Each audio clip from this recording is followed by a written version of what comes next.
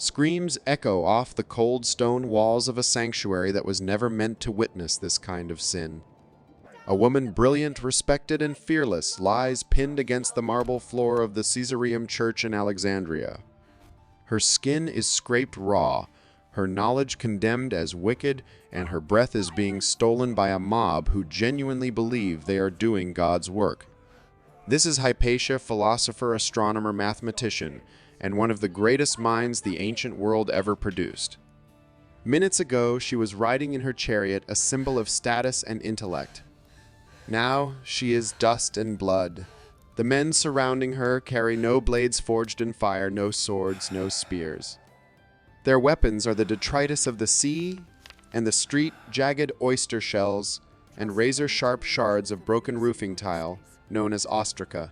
Once used by citizens to vote politicians into exile, these ceramic fragments have been repurposed for a much darker task: to carve a living woman apart.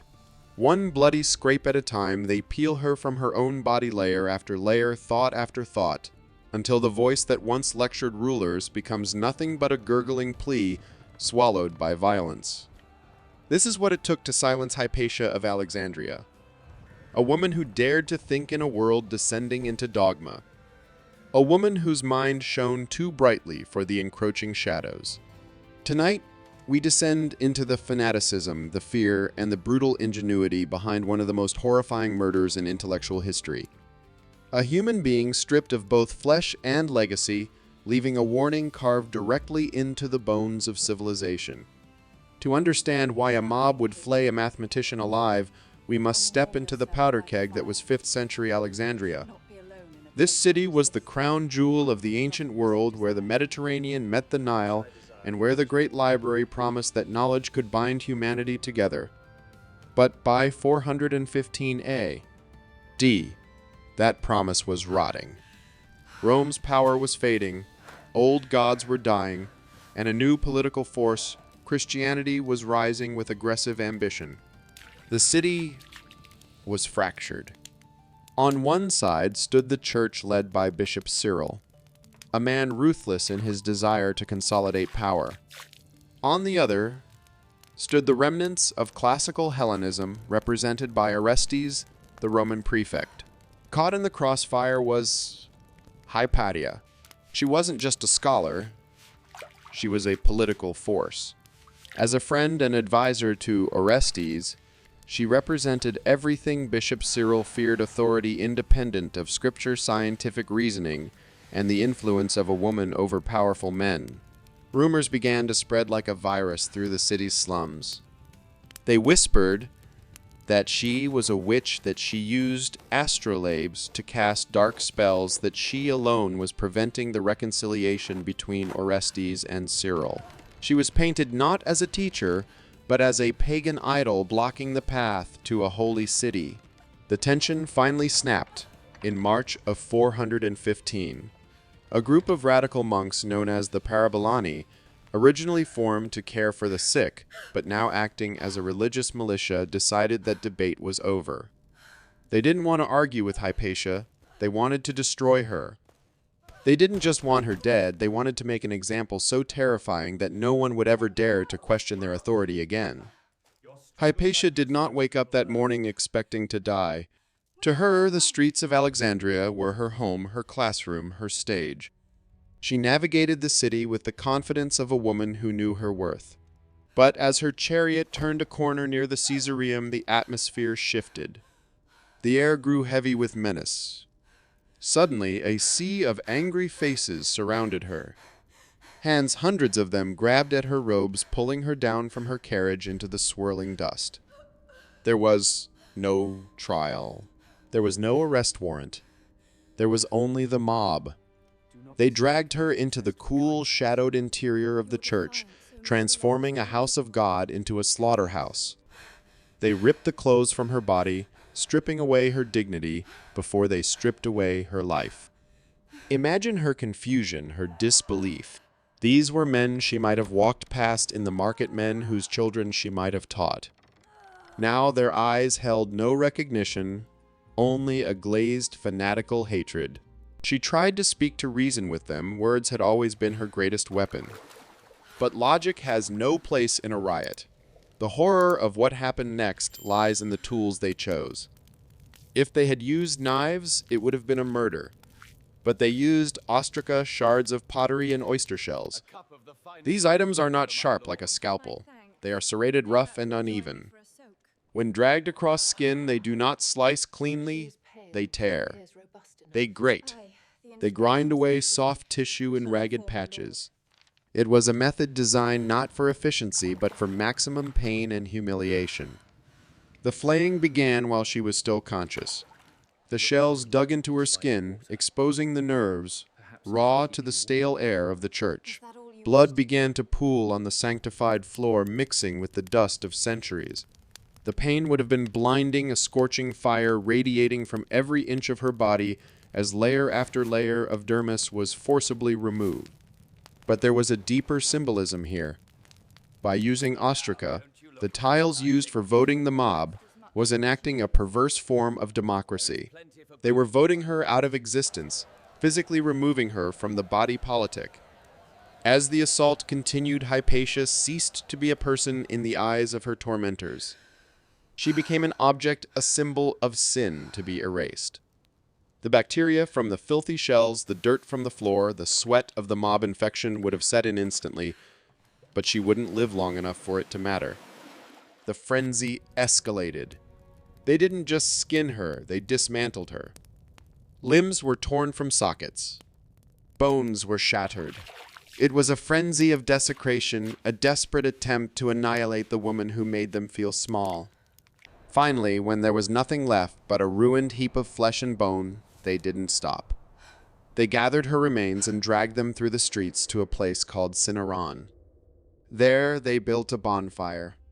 They threw the pieces of the greatest philosopher of the age into the flames, watching as the fire consumed what little was left. They wanted no grave for her, no shrine, no memory. They wanted to turn her into smoke and ash, to scatter her to the winds, so that she could never be put back together. But why such extreme brutality? Why not a simple execution? Because Hypatia represented a threat that terrified them more than an army, the threat of a free mind. She taught that we should reserve our right to think, for even to think wrongly is better than not to think at all. In a world demanding blind obedience, that idea was dangerous. Her death marked a turning point. It is often cited by historians as the symbolic end of the classical world and the beginning of the Dark Ages. The murder sent a shockwave through the intellectual community. Scholars fled Alexandria. The great library, already damaged, would eventually fall into ruin. The light of learning flickered and dimmed. Bishop Cyril, who many historians believe orchestrated or at least condoned the attack, was later canonized as a saint. The men who murdered her faced no punishment. In the eyes of the city's new rulers, they had done nothing wrong. They had simply cleansed the city of a pagan witch. For centuries, her story was twisted. She was portrayed as a seductress, a villain, or simply forgotten entirely. But the mob failed in one crucial way. They destroyed her body, but they could not destroy her name. The brutality of her death ensured her immortality. She became a martyr for science, a patron saint of reason. Every time a book is banned, every time a scientist is silenced, every time a woman is punished for speaking the truth, Hypatia dies again. The instruments of her death, the oyster shells, tell us something profound about human nature. We do not need sophisticated machines to commit atrocities. We can turn the most mundane objects into weapons of mass destruction if the hate is strong enough. The Parabolani didn't need a rack or an Iron Maiden. They just needed what was lying on the ground and the conviction that they were right. Hypatia's death forces us to confront the fragility of civilization. Alexandria was a beacon of light, a city of marble and scrolls. Yet, in a single afternoon, it descended into barbarism. It shows us that the veneer of society is thin. Underneath the philosophy and the art, The primitive urge to destroy what we don't understand is always waiting ready to pick up a stone. Today, we look back at this event with horror. But are we safe from it? We still see mobs gathering fueled by misinformation and righteousness. We still see intellectuals attacked for challenging the status quo. We still see women targeted for daring to lead. The oyster shells have been replaced by doxing, by threats, by social exile, but the spirit of the mob remains unchanged. Hypatia stands as a reminder that ideas can be dangerous. They can get you killed.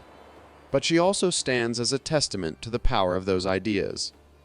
Even as they tore the flesh from her bones, they could not tear the mathematics from her mind. They could burn her body, but they could not burn the truth she stood for. We remember her not just as a victim, but as a warning that ignorance is weaponized fear. A warning that when we stop thinking, we start killing. The tragedy of Hypatia isn't just that she died, it is that she died alone, surrounded by a city that owed her its brilliance. So as we close the book on this crimson chapter of history, ask yourself if you had stood in that church watching the most intelligent woman of the age being scraped apart by fanatics, would you have intervened, or would the fear of the mob have silenced you too? The story of Hypatia is a scar on the face of history, a wound that never quite heals. It reminds us that progress is not guaranteed. It can be reversed. It can be scraped away. The Crimson Archive exists to ensure that these stories are never forgotten, that the names of the silenced are spoken again. If this descent into the madness of ancient Alexandria stirred something in you, then you are in the right place. We dig up the past to warn the future. Do not let the silence win. Hit that subscribe button and ring the bell. Join us as we uncover more forbidden history, more erased voices, and more truths that are worse than death. The past is never dead. It is just waiting for you to find it.